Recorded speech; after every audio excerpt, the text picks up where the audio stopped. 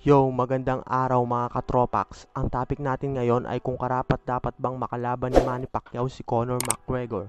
Pero bago yan, pindutin muna ang notification bell at isubscribe ang channel nang sa ganon ay update ka sa mga video na ipapalabas namin. Manny Pacman Pacquiao, 8th World Division Title Champion, isa sa pinakamagaling na boksingero sa kasaysayan. Meron ngayong umuugong na balita na haharap daw siya kay Conor McGregor sa Saudi Arabia ngayong 2021. May mga analyst na hindi sang-ayon dito dahil sisira lang daw ang imaheng ng pambansang kamao. Dahil mas karapat dapat nga itong sila Terence Crawford at Errol Spence Jr. na makalaban ni Pacquiao. Pero sa aking opinion, ay ayos lang na makalaban ni Manny Pacquiao itong tinaguriang notorious ng UFC. Dahil mas sikat itong si McGregor kumpara kay Terence Crawford at Errol Spence Jr. At higit sa lahat, di hamak na mas malaki ang kikitain ni Manny sa laban niya kay McGregor kumpara sa dalawang boksingero na si Spence at Crawford.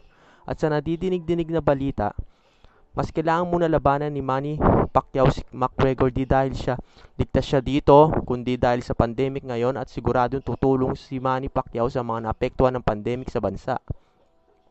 At tungkol naman kay Conor McGregor, marami nagsasabi na second round lang ay lalabas na ang dila nito pag humarap na kay Manny Pacquiao. Eto, sa aking opinion lamang, man-knockout man siya dito, di siya talo dito. Dahil sa laki ng kikitain niya pagtapos ng laban.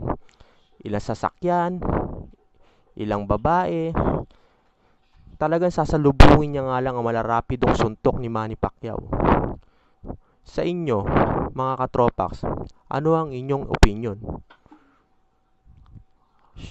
Shoutout nga pala sa RNM Tambayan, kay Iying Romano, paring Ronnie Maliwat, paring Mark Bagtas, sa kupunan ni Taweng, pati kay Raymond Bisihos, Adrian Murillo, Jomar Ferrer, at JP Belen. Yun lang po mga katropax. Salamat. God bless.